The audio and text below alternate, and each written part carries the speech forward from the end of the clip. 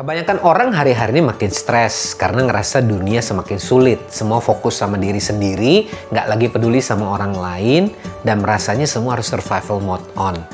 Roma 12 menuliskan, take your everyday ordinary life, your sleeping, eating, going to work, and walking around life and place it before God as an offering. Dari awal nggak pernah ada dua dunia, dunia spiritual dan dunia duniawi. Keduanya harusnya jalan bareng, Tuhan ada di sana. Memang ironisnya, semakin sedikit orang yang percaya bahwa Tuhan itu masih relevan, masih ada yang namanya pengharapan dan kasih. Karena di sisi yang lain, semakin banyak orang yang menyebut dirinya orang percaya, justru kehilangan rasa dan warna. Mereka nggak lagi jadi pengaruh dan dampak buat dunia ini. Sehingga orang nggak bisa melihat contoh. Tuhan mengasihi kita, makanya kita bisa mengasihi Dia. Kita harusnya menjadi influencers. Memperlihatkan kasih itu apa, memperlihatkan perubahan itu apa, sehingga orang lain bisa melihat dan kemudian berubah. Disinilah Transformation Church terpanggil. Endgame-nya to be transformed into God's image and empowered to transform the world. Lewat apa? Vehicle-nya, misinya. Empowering a generation of transformers to be the influence and impact for the world. Kita bersedia mau untuk diubahkan dan berubah menjadi transformers yang akhirnya menolong orang lain untuk juga bisa berubah. Disitulah dunia akhirnya akan melihat bahwa ada pengharapan dan Tuhan itu masih relevan lewat kesaksian hidup kita, lewat generasi transformer ini. Then the world will become a better place seperti yang Tuhan rindukan. So join us, join the movement, and be part of a generation of transformers in Transformation Church.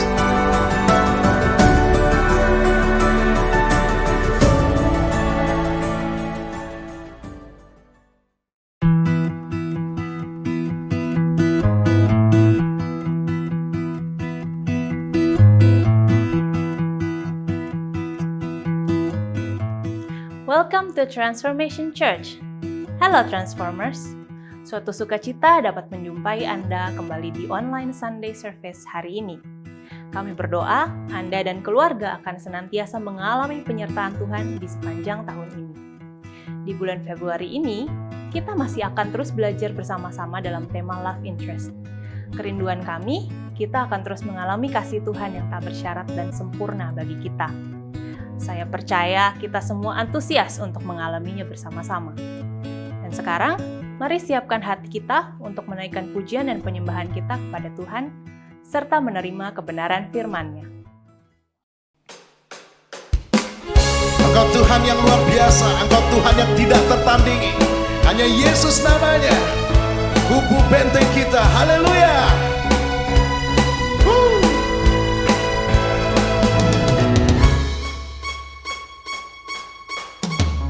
Pada siapa kau bandingkan perbuatannya yang heran? Tak ada kerajaannya yang terbesar, tak akan tergoyahkan. Semua musuh pun gemetar mendengar namamu Tuhan. Sorak kemenangan, sungguh tak tertandingi, tak ada yang setara denganmu. Hanya Yesus Tuhanlah yang terhebat, jauh melebihi dari penguasa di dunia. Kerajaanmu kekal, yeah.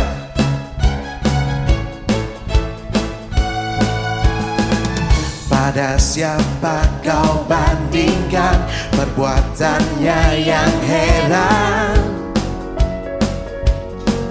Tak ada kerajaannya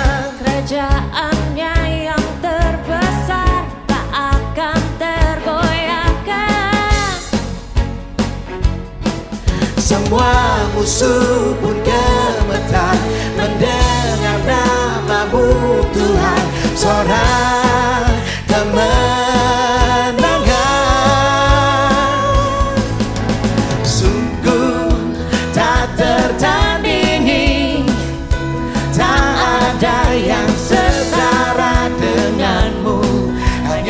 Yesus Tuhanlah yang terhebat. Amin. Jauh melebihi dari penguasa di dunia. Kerajaanmu kekal.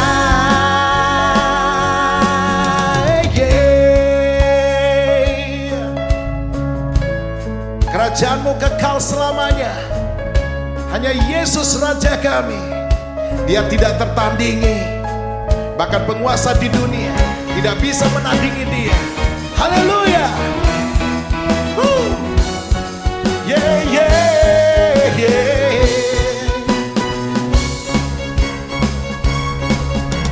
Sungguh tak tertandingi, tak ada yang setara denganmu.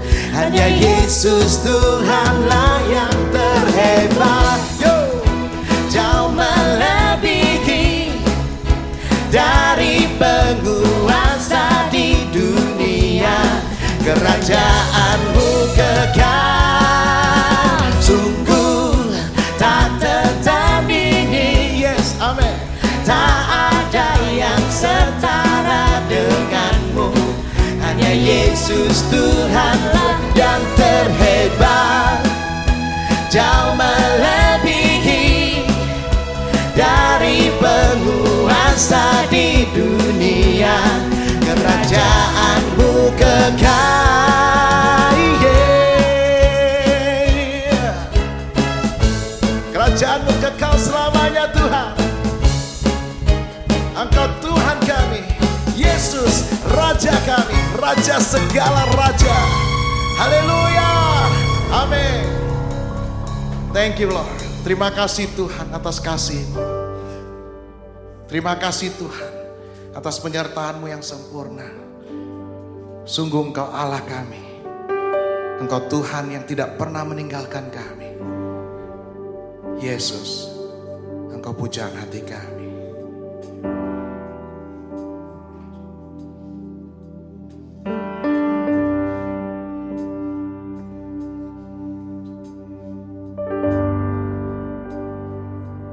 Yes, Lord.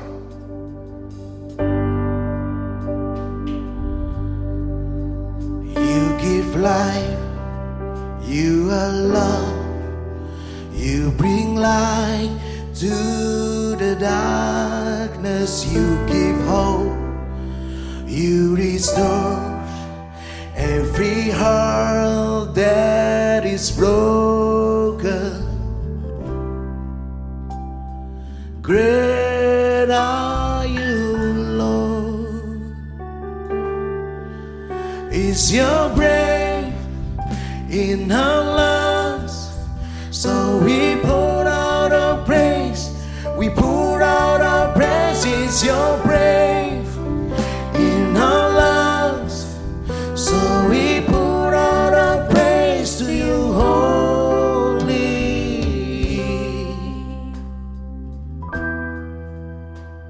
Yes, Jesus.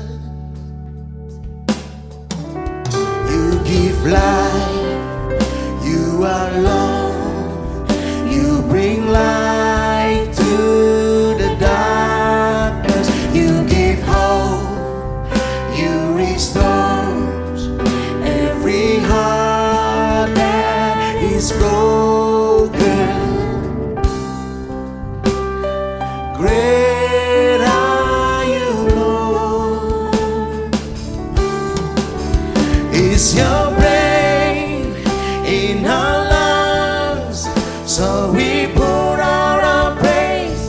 We pour out our praise. It's your breath in our lungs, so we pour out our praise to you, holy. It's your breath in our lungs, so we pour out our praise. We pour out our praise. It's your breath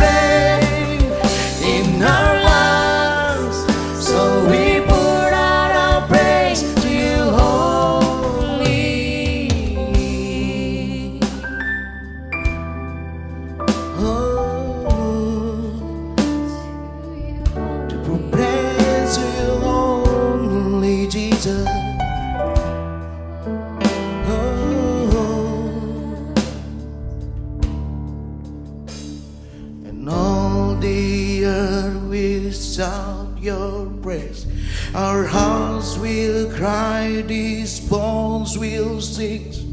Great are you, Lord,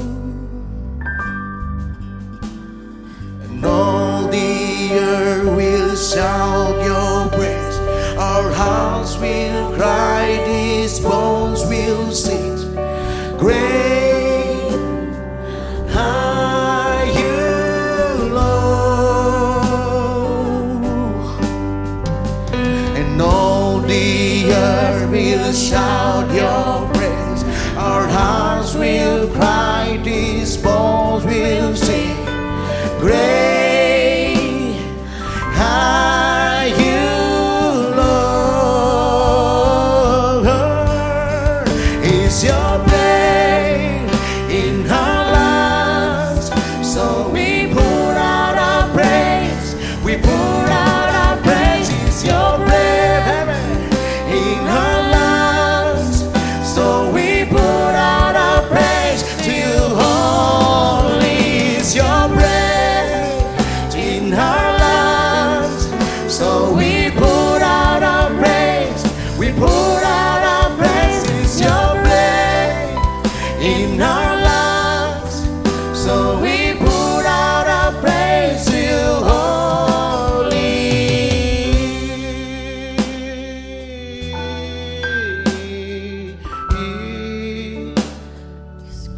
It's only you,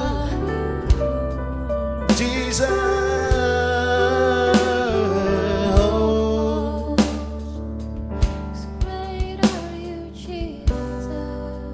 We worship you, Lord, in this place. Yes, you are Lord. There's only one name, Jesus. It's only you, Jesus. Ooh, oh, oh.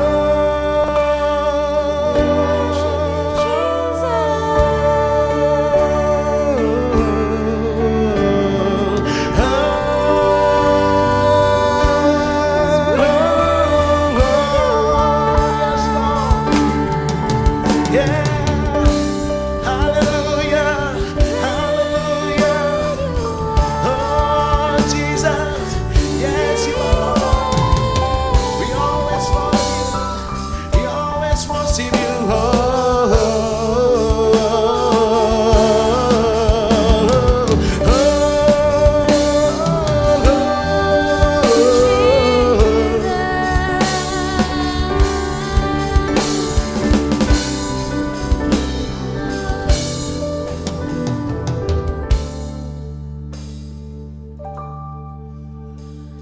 and all the earth will shout your praise.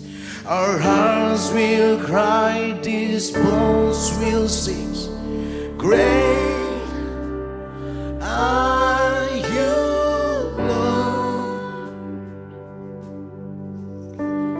and all the earth will shout your praise.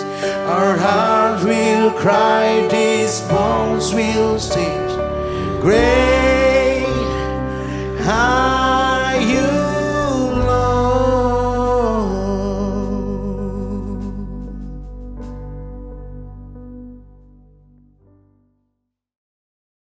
Halo Transformers, senang sekali bisa kembali menjumpai Anda di minggu yang ketiga di bulan Februari ini. Masih dalam tema Love Interest. Kita sudah belajar bersama-sama, bahkan minggu lalu kita boleh diberkati dan di-encourage lewat sharing dari Bapak Budi Cahyono dan Ibu Berlianti mengenai bagaimana kita belajar dunia di dalam pernikahan, dalam mendidik anak. Bahkan buat Anda yang belum menikah, saya percaya Anda juga bisa diberkati. Anda bisa menonton dan menyaksikan ibadahnya secara keseluruhan serta sharing dan diskusi saya bersama dengan mereka di YouTube Transformation Church Indonesia. Dan hari ini saya ingin mengajak kita semua belajar bersama-sama lebih lagi dalam sebuah tema yang saya beri judul Love and Thunder. Nah, itu dari namanya ini bukan cuma sekedar mengenai judul film, tapi bicara soal bagaimana bahwa dalam belajar tentang kasih hubungan kita dengan Tuhan juga penting buat kita untuk belajar bagaimana antara hubungan kita dengan sesama manusia, yaitu ada waktunya kasih, ada waktunya juga konflik. Makanya saya gunakan istilah thunder. Jadi love and thunder, managing conflict in relationships.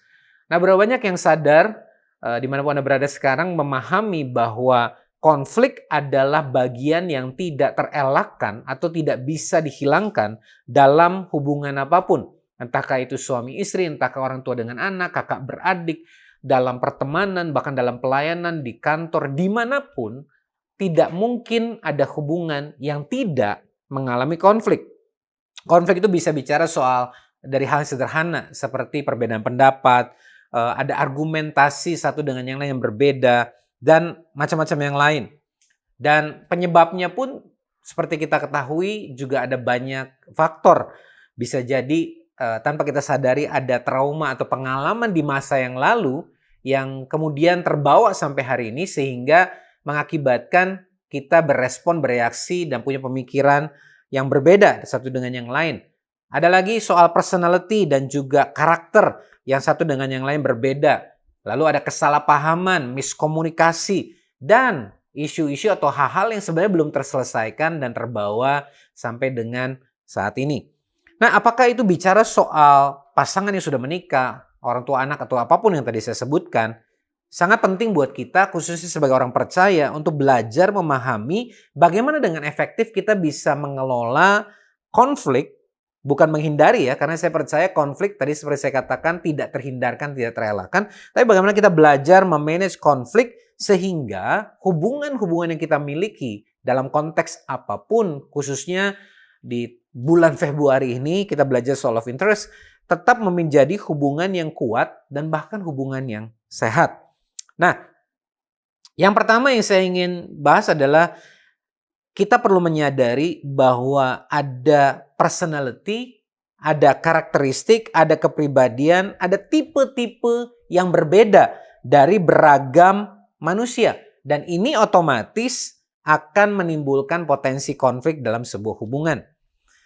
Contohnya, tipikal yang ekstrovert dengan tipikal yang introvert. Secara umum tentunya saya nggak akan deep dive untuk membahas soal personality ini, tapi kita yang mungkin tipikal yang lebih ekstrovert, yang lebih sering keluar, yang lebih sering ketemu orang, yang lebih suka menceritakan sesuatu, lebih suka ngobrol, akan berbeda ketika kita berhadapan dengan orang-orang yang mungkin yang tipe introvert, yang nggak terlalu suka harus ada dalam keramaian, bahkan dalam keramaian kadang-kadang exhaust mereka, membuat mereka lelah, kadang-kadang juga mereka bukan tipe yang harus selalu bisa cerita kepada siapa saja. Dan ketika dua tipikal yang berbeda ini kemudian berinteraksi, tentunya kita tidak bisa menghindarkan adanya potensi konflik. Lalu kemudian tipikal orang yang lebih banyak menggunakan logikanya, ya.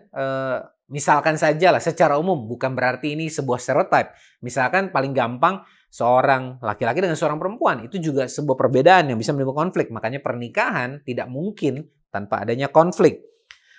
Dan perbedaan-perbedaan ini adalah hal-hal yang kemudian akan mendorong orang dengan tipikal personality yang berbeda akan punya cara yang berbeda dalam menangani atau meresponi sebuah konflik atau perbedaan. Mungkin orang-orang introvert akan lebih cenderung menahan diri, sedangkan orang ekstrovert akan lebih banyak konfrontasi, mau selesai langsung, bahkan menggunakan argumentasi atau hal-hal yang bisa mereka bicarakan. Nah, ketika kita memahami perbedaan-perbedaan ini, kita akan bisa menyelesaikan atau menangani, mengelola konflik-konflik yang ada secara lebih efektif. Nah, saya mau sampaikan satu hal yang menarik bahwa seringkali isu atau permasalahan atau konflik yang terjadi kadang-kadang adalah lebih penting untuk kita memahami perbedaan karakteristiknya. Maksudnya begini, ketika kita mau mengelola atau menyelesaikan konflik yang ada, kadang-kadang isunya bukan lagi yang utama, ya. Ributnya karena apa? Tapi sebenarnya sudah melebar menjauh, bahkan nyerempet kemana-mana karena perbedaan tadi.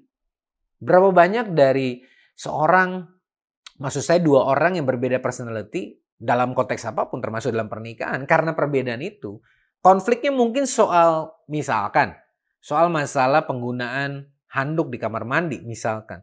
Tetapi ketika itu diperdebatkan, cara bicara, intonasi, kata-kata yang digunakan, tipikal untuk mau selesaikan sekarang, yang satu nanti, itu saja bisa sudah menjadi sebuah alasan untuk konflik menjadi lebih besar.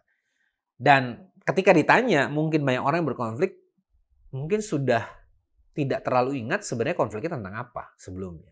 Karena perbedaan-perbedaan personality itu seringkali justru malah membuat konfliknya jadi melebar. Value yang dimiliki seseorang, belief system, bagaimana dia dididik selama masih kecil, pengalaman-pengalaman di masa lalu, itu akan mendorong bagaimana cara seseorang meresponi perbedaan atau perbedaan pendapat. Jadi ini penting sekali saya mau sampaikan buat kita semua untuk mengingat dan terus tidak boleh lupa bahwa setiap orang punya cara yang berbeda dalam meresponi sesuatu.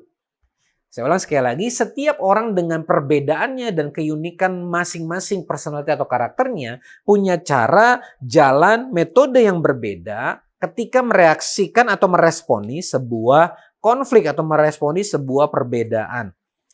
Ini menjadi hal yang akan sangat memudahkan atau menolong kita dalam mengelola atau menyelesaikan sebuah perbedaan atau konflik ketika kita memahami hal ini. Jadi, understanding each person's needs and values before attempting resolution. Jadi memahami kebutuhan dan nilai-nilai yang dipahami atau dipercaya oleh setiap orang atau setiap pihak sebelum mengadakan sebuah penyelesaian konflik can help create an environment where both sides feel respected when discussing disagreement. Dapat menolong untuk menciptakan atau menghadirkan sebuah kondisi atau lingkungan di mana kedua belah pihak bisa merasakan tetap dihargai bahkan ketika membicarakan perbedaan. Dengan kata lain, waktu kita memahami perbedaan dalam personality, karakter, dan tipikal kedua pihak yang sedang berkonflik, sebagai salah satu pihak kita memahami ini akan menolong kita untuk bisa menyelesaikan atau mengelola konflik ini dengan cara-cara yang respectful, tetap menghargai pihak yang berkonflik dengan kita. Poin yang kedua yang saya ingin bagikan buat kita semua, dan saya rasa ini menjadi poin penting, bahkan minggu lalu sempat kita singgung, adalah soal komunikasi. Komunikasi tentunya bicara soal interaksi antara dua belah pihak, dalam hal ini antara seseorang dengan orang lainnya. Saya seringkali menggambarkan komunikasi yang paling ideal adalah ketika pesan atau sesuatu yang disampaikan oleh pemberi pesan disampaikan dengan cara dan konten yang tidak berubah dan ditangkap sama persis sebagaimana dimaksud oleh pemberi pesan oleh si penerima pesan. Tidak ada distorsi, tidak ada perubahan, tidak ada hal yang terganggu. Tetapi seringkali yang terjadi bahwa komunikasi yang bermasalah membuat apa yang disampaikan tidak lagi ditangkap sama. Berapa banyak dari kita yang memahami bahwa kalimat-kalimat, kata-kata yang disampaikan, apalagi kita ada di zaman era di mana texting, WhatsApp, komen, semua menjadi segala sesuatu yang ada di dunia maya atau dunia internet. Ketika saya menyampaikan kalimat, misalkan, kenapa kamu melakukan itu secara langsung, face to face, dengan nada yang baik, itu akan ditangkap baik. Misalkan, kenapa kamu melakukan itu? Tetapi ketika saya menuliskannya dalam WhatsApp, kenapa kamu melakukan itu, tanda tanya 3 kali, itu saja sudah menimbulkan persepsi yang sangat berbeda. Apa yang saya maksudkan adalah, seringkali yang terjadi bukanlah pesan yang disampaikannya sebenarnya ingin menimbulkan sebuah konflik, tapi karena pihak yang memberikan pesan, ketika diterima oleh si penerima pesan, tidak diterima sebagaimana seutuhnya. Karena orang yang berbeda, contoh, saya ini tipikal yang lebih suka sebenarnya dengan interaksi secara texting. Karena menurut saya tidak ada informasi yang akan tertinggal, informasi terukur, flow penyampaiannya juga jelas, akurat, dan saya bisa menyampaikan seluruh faktanya dalam sebuah paragraf yang sama, sehingga tidak ada yang tertinggal. Tentunya akan berbeda ketika orang yang terbiasa textingnya sepenggal-sepenggal. Sehingga belum juga selesai bicara, pihak yang meresponi sudah salah paham dulu. Makanya beberapa orang-orang yang sudah saya familiar dengan style saya selalu bilang, WhatsApp saya itu panjang. Kenapa? Karena saya mau memastikan informasi yang saya sampaikan itu sampai secara utuh.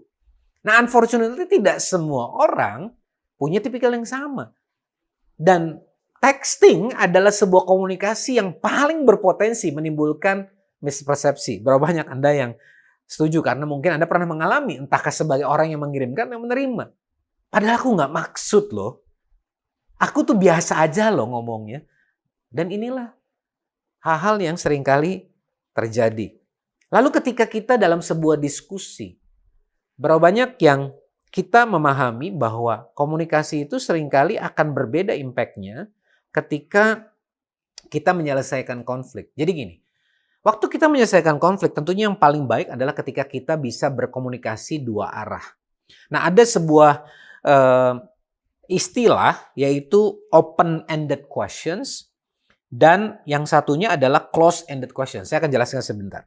Open-ended questions itu adalah pertanyaan-pertanyaan yang nggak bisa cuma dijawab dengan ya atau tidak. Nah, pertanyaan survei seringkali itu seringkali itu bukan open-ended questions. Jadi misalnya gini, apakah Anda sudah menikah? Jawabannya ya atau tidak, gitu ya.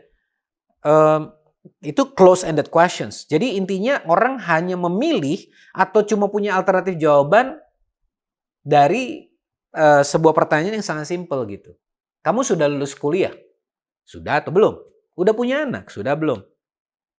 Kamu sebenarnya jadi nggak happy ya dengan apa yang kita alami? Kan jawabannya tinggal happy dan enggak gitu. Tapi kita mesti terbiasa dalam menyelesaikan konflik dengan sebuah pendekatan open-ended questions. Misalkan gini. Jadi sebenarnya lewat kejadian ini, apa sih yang sebenarnya kamu rasakan waktu saya kemarin ngomong kemarin? Kan jawabannya nggak mungkin ya dan tidak. Atau karena itu membutuhkan ada respon yang lebih dalam, lebih detail, dan bisa menggambarkan perasaan, pikiran yang dirasakan atau yang dialami oleh orang yang ditanya. Nah, open-ended questions gini akan menolong kita juga untuk memahami atau melihat dari perspektif orang yang berkonflik atau yang berbicara atau yang berkomunikasi dengan kita. Sehingga ketimbang kita cuma mendapatkan jawaban iya, tidak, suka, nggak suka, baik, nggak baik, kita bisa mendapatkan feedback yang artinya bukan hanya kita jadi lebih memahami apa yang dialami dan dirasakan orang tersebut, tapi itu kita jadi bisa membuat kita lebih memahami, oh ternyata ketika saya melakukan ini ada hal-hal seperti ini yang kemudian ditangkap oleh orang lain. Ya, kita akhirnya jadi lebih mengerti apa sih yang sebenarnya jadi kebutuhan. Misalkan suami istri ketika sedang berkomunikasi, open-ended questions itu akan menolong untuk kita, maksudnya apalagi kalau misalkan lagi dalam konflik kita mau beresin gitu. Kita bayangkan kalau kalimatnya gini, jadi kamu gak suka tadi sama omongan saya? Ya otomatis itu kan sebuah pertanyaan yang terlalu spesifik. Tapi waktu kita bertanya, sebenarnya waktu tadi saya ngomongnya kayak begitu, apa sih yang kamu rasakan? Apa sih yang muncul dalam pikiran kamu? Otomatis itu membuka sebuah ruang untuk pihak yang satunya untuk bisa menjelaskan apa yang terjadi. Dan ingat baik-baik, komunikasi bukan hanya bicara soal apa yang terucap dan apa yang dikatakan, tapi juga bicara hal-hal yang sifatnya nonverbal, ekspresi wajah, intonasi, gaya bahasa, bagaimana menyampaikan, tangan kita, mata kita, gestur tubuh kita. Ini semua menjadi penting untuk kita pahami bahwa seringkali ada perlakuan, tindakan, gaya tertentu yang mungkin menurut kita biasa saja, tapi menurut orang lain ini adalah sesuatu yang mungkin mengintimidasi atau merendahkan misalkan. So it is important to remember that communication is a two-way street. Artinya komunikasi itu dua belah pihak. Kalau ada komunikasi di mana yang satu ngomong terus dan yang satu cuma diam, itu bukan komunikasi. Itu mungkin hanya sebuah instruksi atau pengumuman. So it is essential for both parties involved in a conflict to listen without judgment or interruption. Jadi penting untuk kedua pihak yang terlibat dalam sebuah konflik untuk mendengarkan tanpa terburu-buru melakukan penilaian, menilai, menghakimi, atau menginterupsi so that each side can be heard and understood before attempting resolution. Jadi ketika masing-masing pihak itu lagi menyampaikan dengan open-ended question, kemudian menjawab, menceritakan, akan sangat lebih baik, walaupun saya tahu ini tidak mudah, apalagi ketika dalam konflik. Makanya saran saya sebelum menyelesaikan konflik lebih baik pastikan kedua pihak dalam keadaan yang sudah lebih kalem, lebih tenang. Karena butuh buat pihak yang mendengarkan, untuk benar-benar mendengarkan, mencermati, kemudian tidak menginterupsi. Biasanya ketika konflik mau diselesaikan dengan komunikasi, lalu ketika yang satu lagi berbicara, yang satu ngomong terus, yang ada bukan konfliknya selesai, muncullah konflik yang baru. Minggu lalu kita mendapatkan tips yang sangat praktikal, dan menurut saya ini sesuatu yang menarik untuk bisa kita praktekkan dan akan sangat menolong, disampaikan oleh Mas Budi minggu lalu, yaitu bagaimana kita belajar to listen and then to understand, mendengarkan kemudian memahami, kemudian to accept, artinya kita menerima bahwa orang ini punya pemikiran, punya hal seperti ini, supaya kita tuh nggak defensif dulu gitu. Kemudian kalau dalam sebuah pernikahan kita belajar to adapt, untuk kita saling menyesuaikan.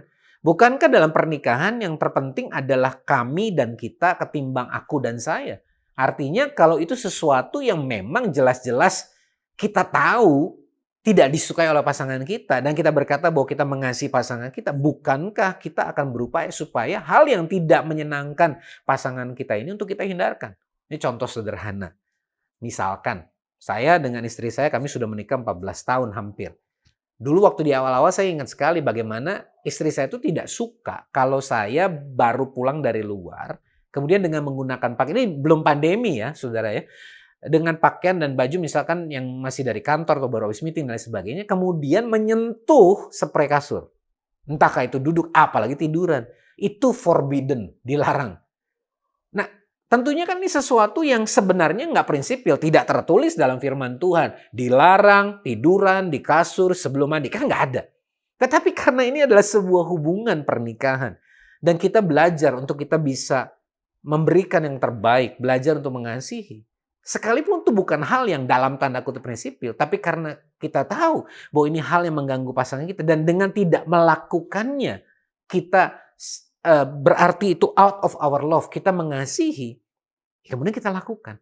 Ini contoh yang sederhana. Nah, ketika kita konflik dan kemudian kita mendengarkan, saya ingat juga bahwa ada satu kejadian di mana karena saya ini tipikal yang cermat, rinci, punya kebiasaan untuk merunut kejadian, bahkan projecting things yang bisa terjadi di depan, kalau habis itu ini. Sedangkan istri saya tipikal yang spontaneous dan natural, sehingga dia tidak akan terlalu berpikiran jauh banget gitu, nggak akan curiga sampai jauh. Sehingga ketika saya ingat waktu di awal tahun pertama kayaknya waktu kami menikah, saya berpikir, nah ini yang sering terjadi dalam konflik, kita projecting ourselves into the other person. Kita pikir orang yang berkonflik sama kita itu punya cara berpikir, punya cara berespon yang sama dengan kita. Which is totally wrong. Karena kita berbeda. Sehingga ketika saya berkata, kamu kan melakukan ini karena begini, habis itu begini, dan ujungnya begini kan. Lalu istri saya dengan polos berkata, kepikiran aja enggak. Nah, Anda bisa bayangkan kalau saya ngotot dan terus berpikir begitu, maka konflik ini nggak akan selesai. Dan saya baru realize waktu istri saya bilang bahwa kepikiran aja enggak. Saya kemudian tiba-tiba tersentak dan baru realize. Oh iya ya. Istri saya bukan saya. Saya bukan istri saya. Cara kami berpikir, cara kami berespon, bertindak berbeda. Mungkin kalau saya melakukan apa yang istri saya lakukan, mungkin besar kemungkinan memang ada step-stepnya, atau ada hal yang saya pikirkan ketika melakukan sesuatu. Tapi karena ini istri saya, dia mah polos-polos aja. Nah, ini adalah salah satu contoh hal yang kemudian kita pahami hari ini. Perlu pahami. Waktu kita pahami ini, maka kemudian kita akan belajar untuk bisa berkomunikasi dengan lebih baik ketika menyelesaikan konflik. Belajar mendengarkan. Saya ingin menambahkan secara khusus di bagian ini. Beberapa waktu yang lalu saya juga ada satu kondisi ketika kami di keluarga ada satu konflik. Saya realize gitu, sebagai seorang ayah, saya ini baru realize ternyata saya punya kecenderungan-kecenderungan tertentu, dan ini tergambarkan dalam hal komunikasi. Jadi ketika saya mau beresin masalah ini dengan salah satu anak saya waktu itu, saya merasa Roh Kudus mendorong saya, Tuhan menginspirasi saya untuk gini, kamu harus belajar diam dan mendengar. So, di momen itu saya bilang sama anak saya, oke, maksudnya setelah saya udah ngomel-ngomel, saya bilang sama anak saya, oke, sekarang kamu coba ceritakan kisah yang tadi barusan, bukan kisah, maksudnya konflik atau hal-hal yang barusan tadi terjadi yang membuat papa tadi marahin kamu, sekarang kamu ceritain sama mama. Kemudian dia ceritain dari A, B, C, dan seterusnya. Dan saya duduk di situ mendengarkan, dan for some reason anak saya juga cerita nggak bisik-bisik, jadi saya bisa dengerin persis. Tapi kali ini bedanya adalah anak saya menceritakan kejadian tadi dari sudut pandang dan perspektif dia. Sebagai orang yang dimarahin, sebagai orang yang tadi ada dalam sisinya dia. Ingat sekali lagi, waktu kita berkonflik, kita ada di sisi yang berbeda. Waktu kita mau meresolusi, kita belajar untuk melihat dari sisi pihak yang sedang berkonflik dengan kita. Nah, singkat cerita ketika anak saya kemudian mulai menceritakan dari perspektif dan versi dia, Anda percaya bahwa sama seperti Daud pernah bilang gini ketika dia dimaki-maki oleh salah satu keturunan Saul, kalau saya nggak salah ingat. Dia bisa bilang gini, ketika pasukannya atau orang-orang yang ada di belakangnya bilang, nih, ini orang kurang ajar sekali. Tapi Daud bilang gini, it's okay.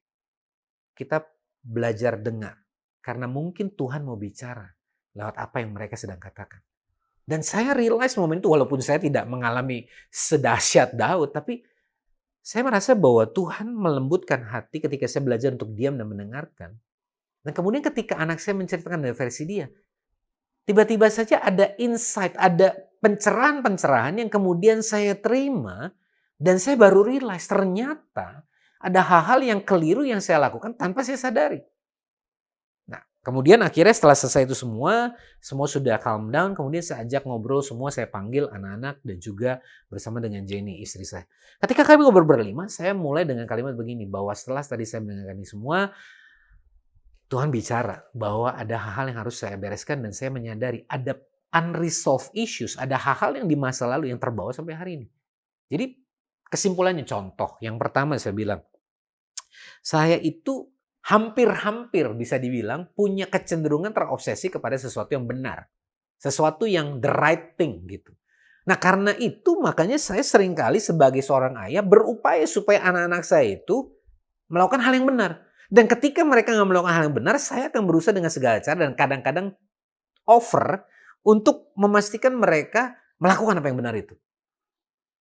Sehingga bukannya mereka jadi jadi terkoreksi, tapi yang jadi akhirnya muncul konflik baru. Karena cara saya membuat untuk mereka berubah dan menjadi lebih benar adalah dengan meningkatkan intensitas kemarahan saya. Ini contoh yang pertama. Yang kedua, saya bilang bahwa saya tuh seringkali ketika bersama dengan anak saya dengan dipicu dengan poin tadi, saya punya tendensi take things too seriously.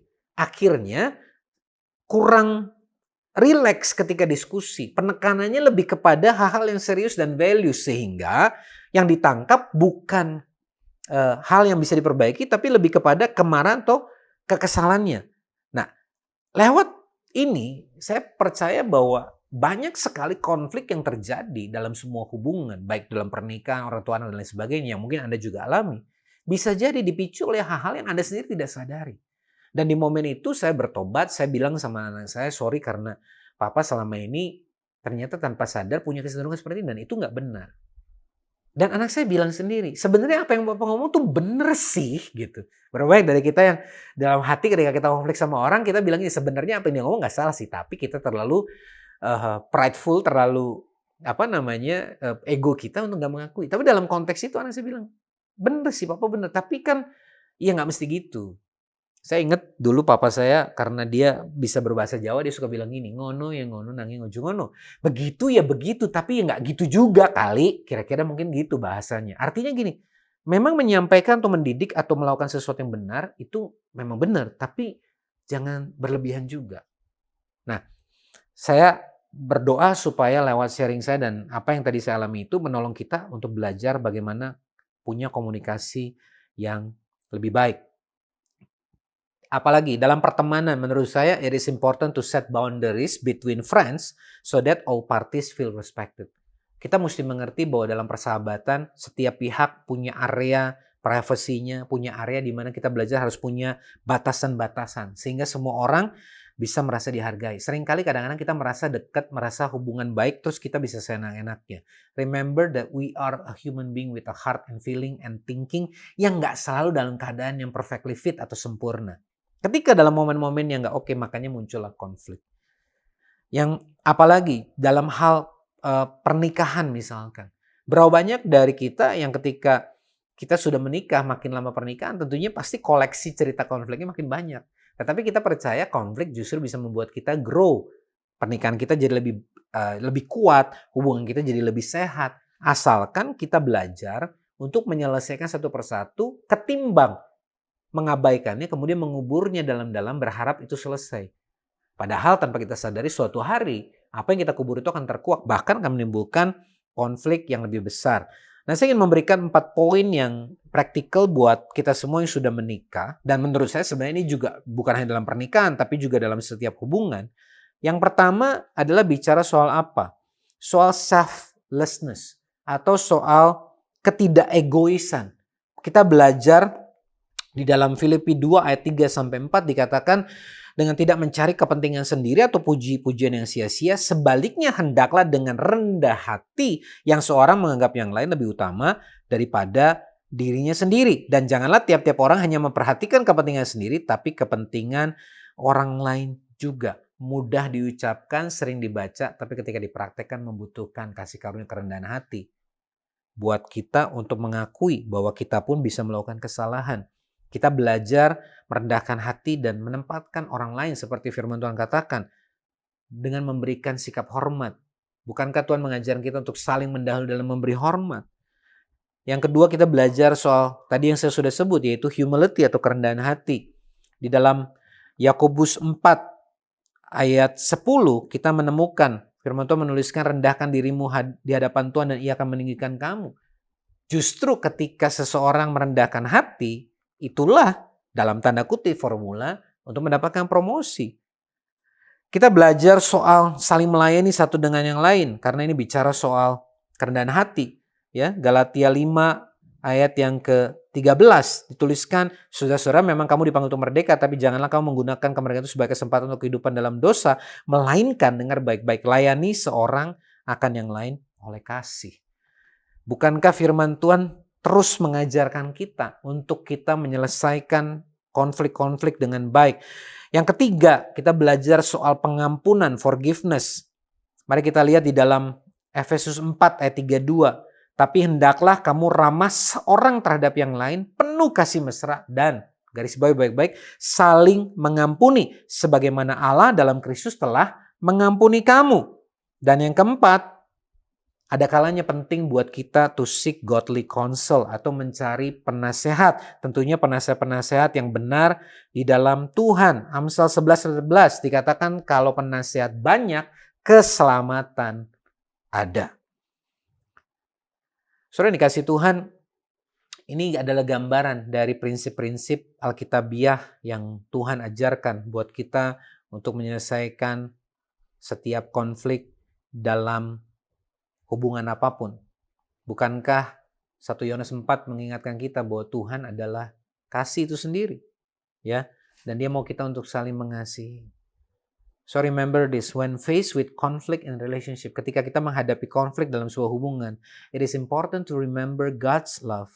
Penting buat kita untuk terus mengingat dan merenungkan kasih Tuhan and strive to act with love toward others, dan berupaya untuk bertindak apapun dengan kasih terhadap orang lain. Apa artinya? This means seeking understanding and resolution rather than division or revenge.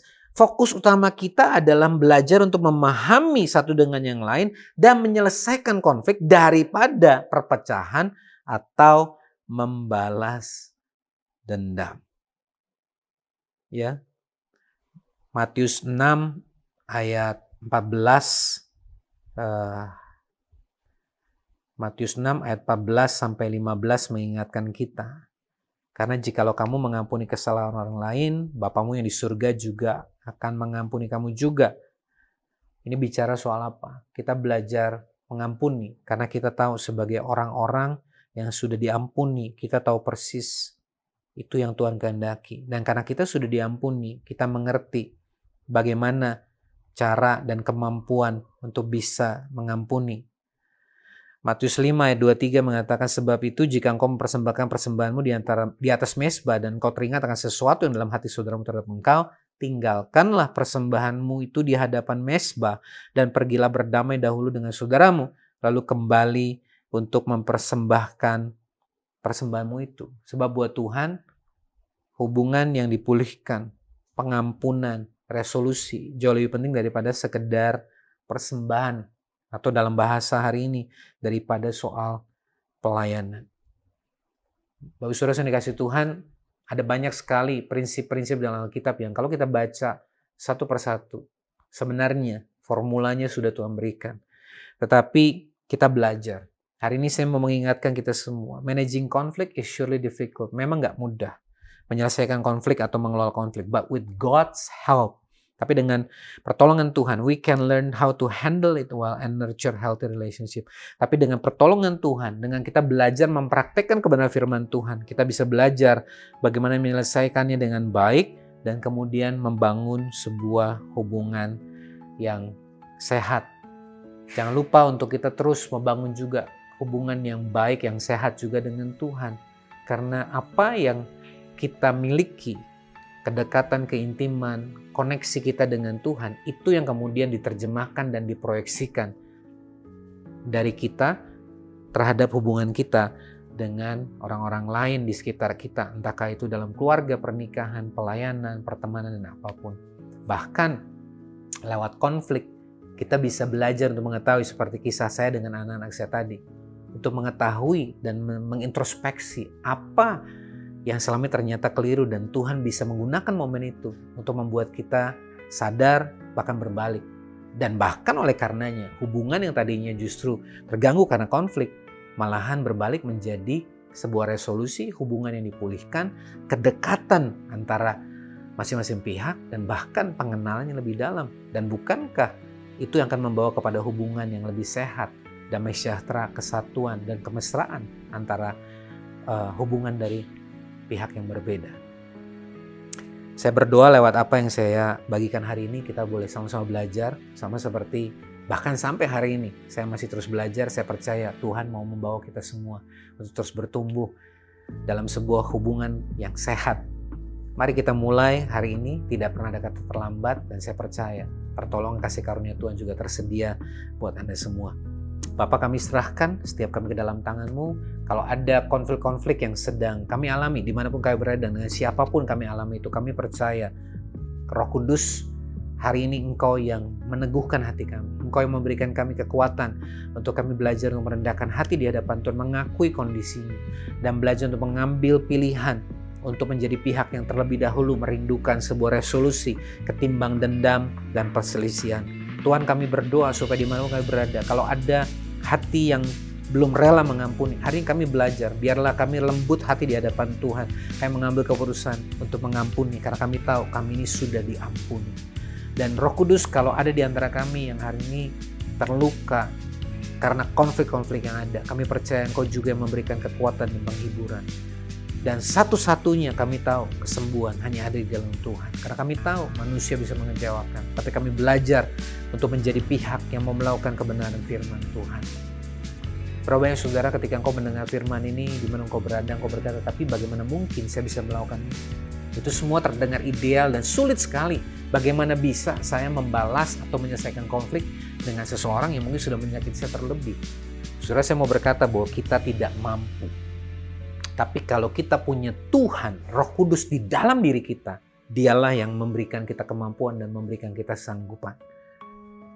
Pertanyaannya, apakah Anda mau menyerahkan dirimu dan mengizinkan Roh Kudus Tuhan itu kemudian yang ada dan berkuasa atas hidupmu dan memimpin hidupmu supaya hidupmu ada dalam kebenaran? Kalau saudara berkata, ya saya mau. Atau mungkin Anda pernah melakukannya, tapi setelah begitu banyak konflik dinamika dalam kehidupanmu, engkau sudah menjauh dan gak lagi punya hubungan yang sehat dengan Tuhan. Anda dengar baik-baik, semua dimulai dari keintiman, kedekatan, hubungan yang terbangun antara kita dengan Tuhan. Karena bukankah itulah kerinduan Tuhan? Karena kalau Anda berkata Anda mau, mari ikuti saya berdoa. Katakan, Tuhan Yesus, saya percaya saya membutuhkan Tuhan. Karena saya mengaku dengan mulut dan percaya dalam hati bahwa Yesus adalah Tuhan dan Juru Selamat. Aku menyerahkan seluruh hidupku ke dalam tangan-Mu. Engkau yang memimpin hidupku mulai hari ini, bahkan sampai seterusnya. Engkau yang memberi aku kekuatan untuk melakukan kehendak. di dalam nama Yesus. Amin. Saudara yang baru saja berdoa demikian, ini adalah sebuah komitmen untuk Anda untuk percaya dan mengikuti Yesus. Congratulations, this is going to be a new chapter of your life. Engkau akan memulai sebuah babak baru. Roh Kudus yang akan memimpin kau. Bukan berarti semua konflik akan langsung hilang dan selesai. Tapi kita beroleh anugerah untuk punya kerelaan untuk bisa meresponi setiap konflik yang ada dengan melakukan apa yang menjadi kehendak firman Tuhan. Dan saya percaya saudara dimanapun kita berada, kalau kita mau menyerahkan hidup kita kepada Tuhan, berbalik kepada Tuhan, membangun keintiman kita dengan Tuhan dan belajar untuk memproyeksikannya kepada hubungan-hubungan kita yang ada di sekitar kita, baik itu di dalam pernikahanmu, dalam keluargamu, dengan anak-anakmu, dengan orang tuamu, dengan sahabatmu, dalam pelayanan, dalam pekerjaan, dan dalam apapun. Bukankah itulah refleksi dari pribadi Yesus yang ada dalam hidup kita? Oleh karena itu, Bapa, kami serahkan setiap kami ke dalam tangan-Mu. Kami percaya firman-Mu jatuh di tanah yang subur. Dan hari ini kami akan melihat benih yang tumbuh dari ketaatan dan kerelaan kami untuk mengikuti apa yang menjadi kehendak.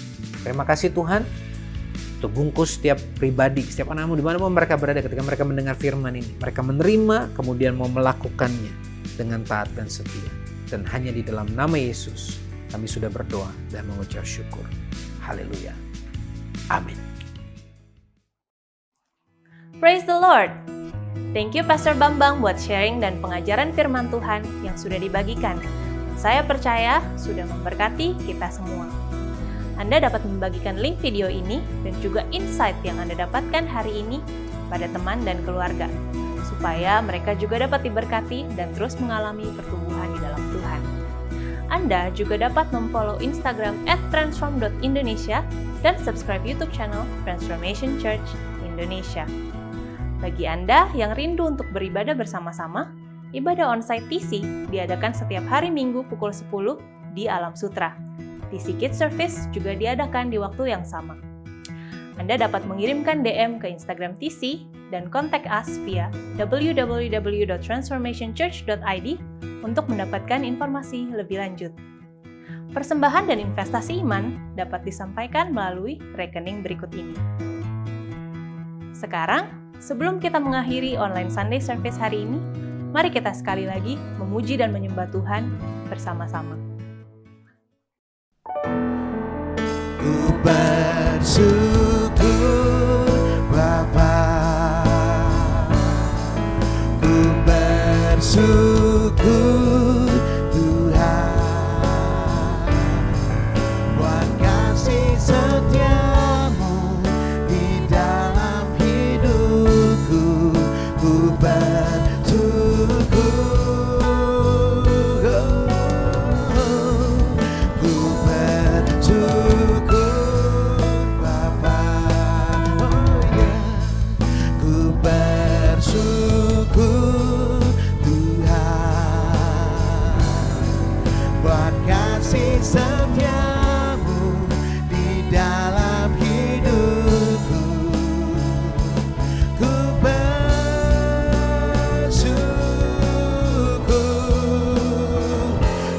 bersyukur Bapa, oh yeah. Ku bersyukur Tuhan,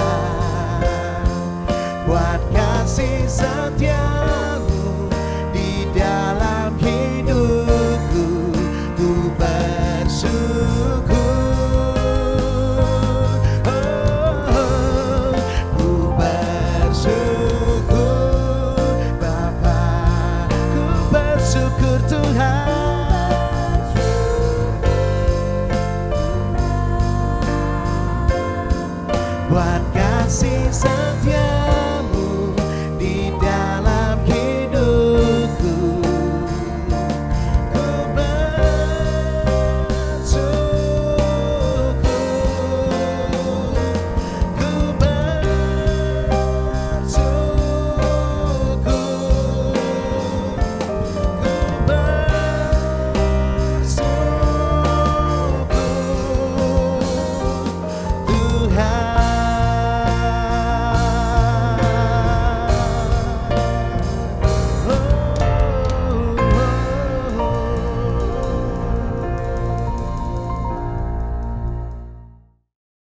Saudara, berapa banyak Anda yang hari ini benar-benar diingatkan bahwa rupanya tidak ada satupun yang terlepas dari konflik.